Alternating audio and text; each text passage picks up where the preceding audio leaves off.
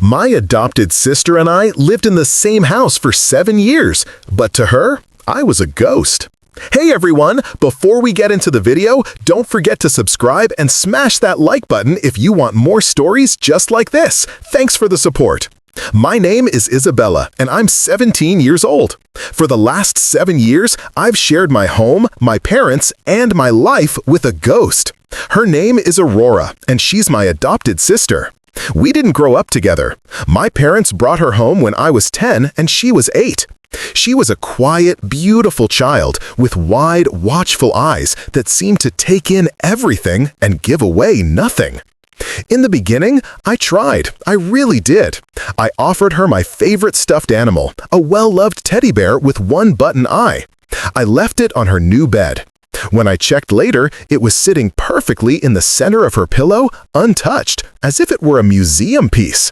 I tried talking to her, asking her about her day at school, showing her my comic books, trying to find a common thread that would stitch us together. But my words would just vanish into the air around her, absorbed by a wall of invisible, impenetrable silence.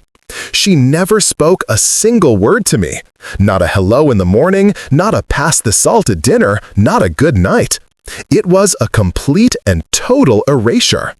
In the hallways of our house, she would navigate around me like a piece of furniture. If I were standing in the doorway of the kitchen, she wouldn't ask me to move. She would simply wait, her gaze fixed on some point on the wall behind me until I noticed her and stepped aside. Her interactions with our parents were a different story entirely. With them, she was the model daughter, polite, charming, always smiling. She would tell them about her day, laugh at their jokes, and accept their hugs with a grace that made my own teenage awkwardness feel like a personal failing. They saw her as a resilient survivor who had blossomed in their care. They saw her silence towards me as a quirk, a temporary phase she would eventually grow out of. "Just give her time, Izzy," my mom would say, her voice full of gentle optimism. "She's been through a lot." But 7 years is a long time. 7 years is a lifetime in teenage years. The silence had become a living entity in our home, a third sibling that was cold and heavy. It shaped every interaction. My friends, who knew the situation, would come over and pointedly include me in conversations they tried to have with her, only to be met with the same blank, polite smile she gave everyone who wasn't me. It was a public, masterful performance of my non-existence. I had cycled through every emotion imaginable. I was angry at her for her cruelty. I was hurt by her rejection. I was frustrated with my parents for not seeing the deep, unnatural weirdness of it all. And eventually, I was just tired. I built my own walls, focusing on my own friends, my own art, my own life. We became two planets orbiting the same sun, never touching, never acknowledging each other's gravitational pull. The upcoming party, my 18th birthday party, felt like it was going to be the final, ultimate test of this strange, silent war we had been waging for 7 years. And I had a sinking feeling I was about to lose. The week leading up to my birthday party felt like living inside a pressure cooker. Our house, usually a quiet stage for our silent drama, was transformed into a whirlwind of activity. A catering company was booked, a DJ was setting up his equipment in the backyard, and my mother was directing a team of decorators with the intensity of a military general. Balloons in my favorite colors, silver and gold, were being inflated, and strands of fairy lights were being woven through the trees. It was all for me, a celebration of my entry into adulthood, yet I felt more invisible than ever. Aurora floated through the chaos like a phantom in a machine. She didn't help, but she didn't hinder either. She would drift from room to room, a book in her hand, finding quiet corners to read while the world exploded around her. I'd see her watching me sometimes, her expression unreadable. Was it contempt? Pity? Or something else entirely, something I couldn't begin to name? It was in those moments that the anger would return, hot and sharp. How dare she act like the observer in my life? My internal monologue became a constant loop of questions I could never answer. What did I do? Was there a moment in those first few weeks after she arrived that I said something or did something to cement this idea of me as her enemy? I replayed every memory, every shared meal, every car ride, searching for a clue. But there was nothing, just a void where a relationship should have been. My friends, bless them, were my rock. They knew the whole sordid history. They had witnessed firsthand the way Aurora would speak to the person standing directly next to me, her eyes sliding over me as if I were made of glass. They were fiercely protective, forming a human shield around me at school, making sure I never felt alone. They were coming to the party, not just for me, but as my allies, ready to run interference if Aurora decided to turn my big night into a masterpiece of psychological torture. The day of the party arrived. The sun was shining, the backyard looked like a magical wonderland, and the scent of grilling hamburgers and flowers filled the air. I stood in my room, looking at my reflection in the full-length mirror. I was wearing a new dress, my hair was done, and I looked, for the first time in a long time, truly happy. But beneath the surface, a knot of anxiety tightened in my stomach. Tonight, all of our worlds would collide. My friends, her friends, our parents' friends. It was the biggest audience we had ever had. I knew, with a certainty that chilled me to the bone, that Aurora would use this stage. She wouldn't cause a scene, that wasn't her style. Her power was in her silence, in her ability to make me feel like nothing without saying a single word. And tonight, she had the perfect opportunity to do it on a grand scale. The doorbell rang, the first of the guests arriving. The performance was about to begin. I took a deep breath, smoothed down my dress, and went to greet them, steeling myself for the emotional battlefield that awaited. The party was in full swing. The DJ was playing a mix of current pop hits and classic throwbacks that had my friends and me screaming the lyrics along with the music. The backyard was filled with a happy buzz of conversation, the clinking of glasses, and bursts of laughter. For a little while, I was able to lose myself in the joy of it all. It was my party, and I was surrounded by people who loved me. But even in the midst of a crowd, I was acutely aware of Aurora's presence. She was a master of social navigation. Dressed in a simple but elegant blue dress, she moved through the throngs of people with an effortless grace. She wasn't hiding in a corner. She was the center of a different, quieter kind of attention. She spoke with my friends' parents, charming them with stories about her school achievements. She laughed with my older cousins, sharing inside jokes I didn't know existed. She was the perfect, well-adjusted daughter. And she was doing it all while pointedly, expertly, pretending I didn't exist. The humiliation was a physical thing, a hot flush that crept up my neck and burned my cheeks. My best friend, Chloe, was talking to her near the punch bowl. I was right next to Chloe, my hand on her arm. Aurora looked directly at Chloe, smiled, and asked her a question about her upcoming trip, her eyes sliding right over me as if I were a potted plant. Chloe, flustered, tried to pull me into the conversation. "Izzy was just telling me about that new art exhibit downtown," she said, shooting Aurora a look that was half plea, half challenge. Aurora's smile didn't falter. She simply nodded at Chloe, said, "That sounds lovely," and turned her attention to someone else who had just walked up.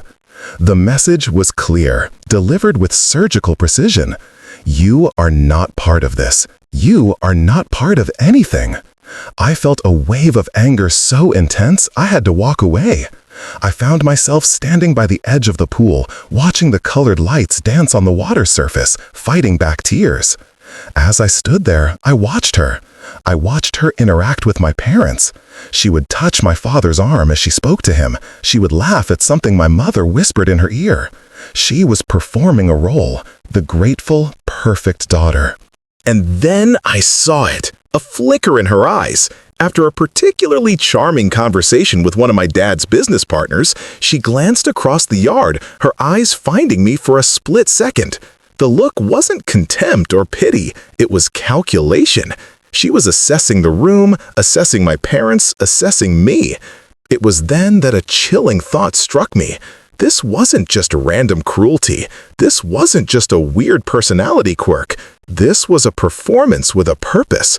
She was trying to prove something to someone, and my party was her final exam.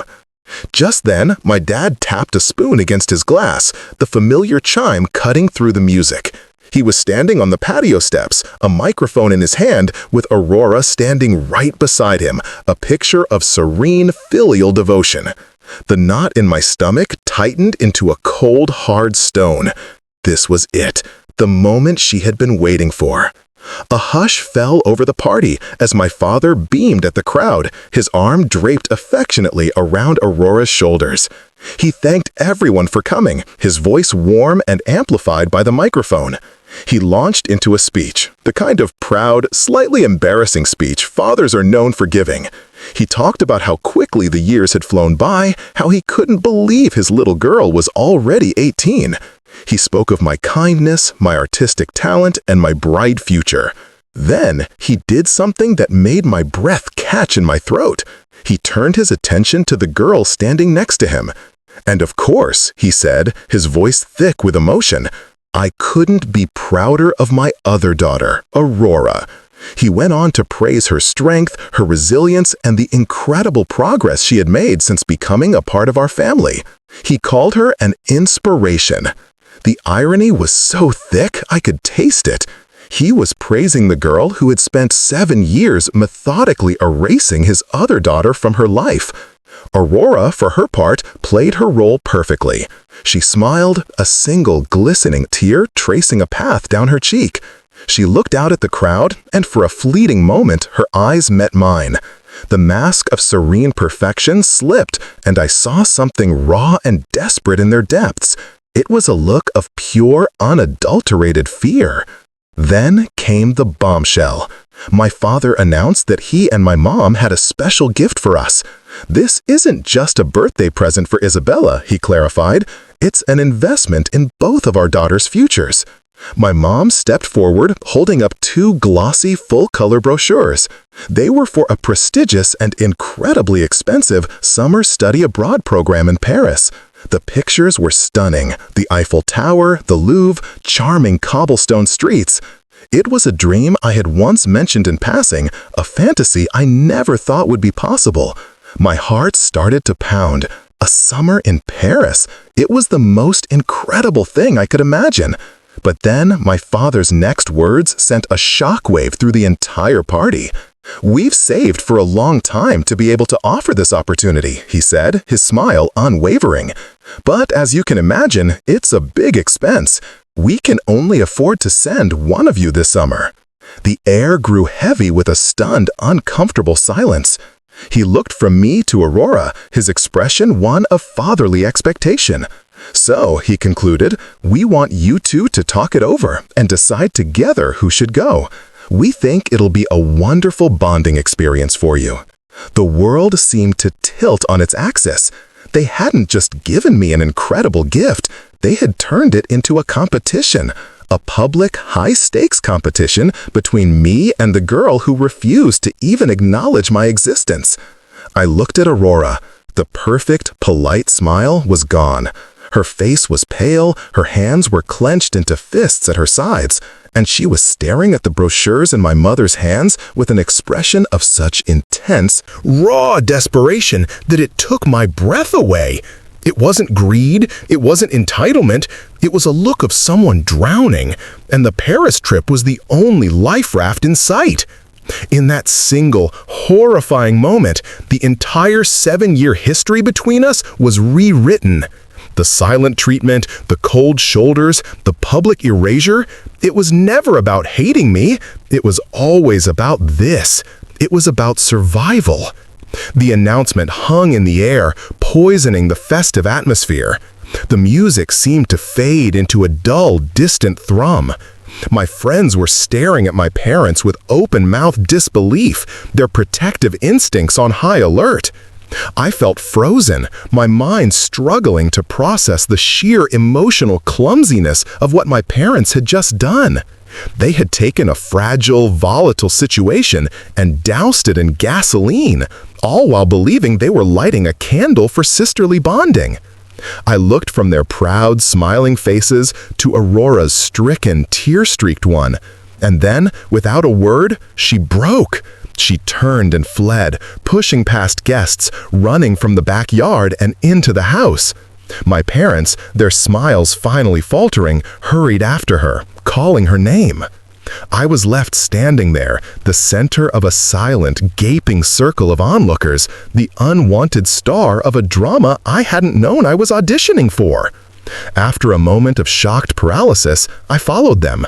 I didn't know what I was going to do or say, but I knew I couldn't just stand out there anymore. I found them in the den, the door slightly ajar. I could hear their muffled voices from the hallway. I pressed my ear against the cool wood of the door, my heart hammering against my ribs. I couldn't make out every word, but the emotional current was unmistakable. I heard Aurora's voice, high and fractured with sobs. I heard my mother's soft, soothing replies, and my father's deeper, more confused tones. I heard fragments of sentences, painful shards of truth that cut through the silence. Not good enough. Always second. She has everything. You're her real daughter.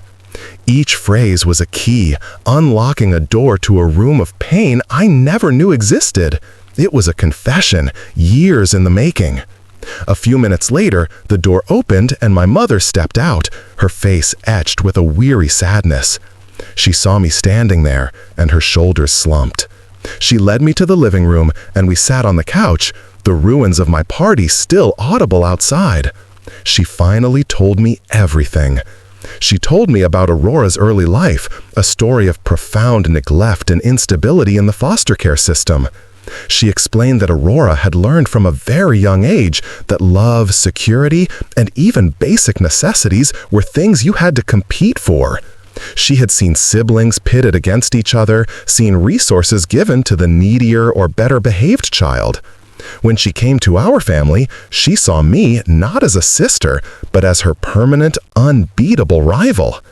I was the biological child, the one who had a secure, unshakable place in this family. She believed, with a conviction born of years of trauma, that she had to be perfect to earn her spot. She couldn't be my friend because in her mind, friendship with the enemy was a weakness. The silent treatment wasn't an act of malice towards me, it was a desperate defense mechanism to protect herself from the constant, crushing fear of not being enough.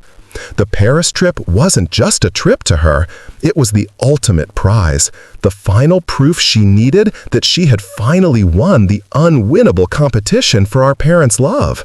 As my mother spoke, the anger and hurt I had carried for 7 years began to dissolve, replaced by a profound and aching sense of sorrow. I looked down the hall toward Aurora's closed bedroom door. For the first time, I didn't see a cruel, manipulative girl. I saw a terrified child, performing a role for so long she had forgotten who she was underneath it all. The party hadn't been her stage to torment me. It had been her final, desperate audition. And in her mind, she had just failed the most important test of her life. The party ended not with a bang, but with a confused and awkward whimper. My parents, looking mortified, quietly dispersed the guests, offering vague excuses about a family matter. My friends gave me tight, worried hugs, their eyes full of questions I didn't have the energy to answer. Soon, the house was empty, save for the 3 of us. The backyard was a graveyard of half-eaten food and forgotten cups, a silent testament to the evening's emotional wreckage. The silence that followed was different from the usual silence between Aurora and me. This silence was heavy, filled with the weight of a truth that could no longer be ignored. I sat in the living room for a long time, the glossy Paris brochure on the coffee table in front of me, its cheerful promise feeling like a cruel joke. Finally, I stood up and walked into the kitchen, where my parents were cleaning up with a mechanical, defeated slowness. I didn't say anything at first. I just picked up the brochure and walked over to them. I told them I didn't want to go to Paris. I told them, in a voice that was surprisingly steady, that Aurora should go. I explained that I had been their daughter my whole life, secure in their love. I had a home, a future, and a place in this world that I never had to question. Aurora had been fighting for that same security for 7 years. This trip wasn't a vacation for her. It was a lifeline.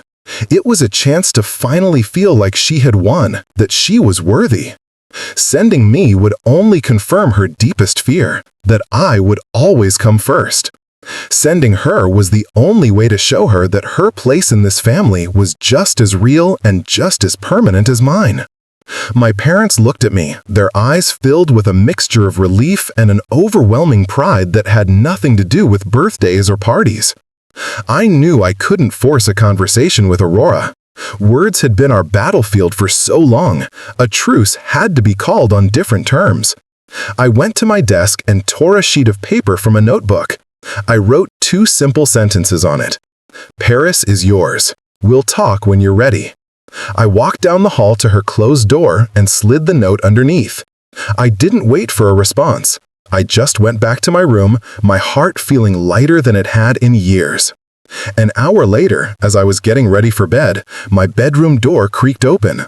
Aurora was standing in the doorway, looking smaller and more vulnerable than I had ever seen her. She didn't say anything.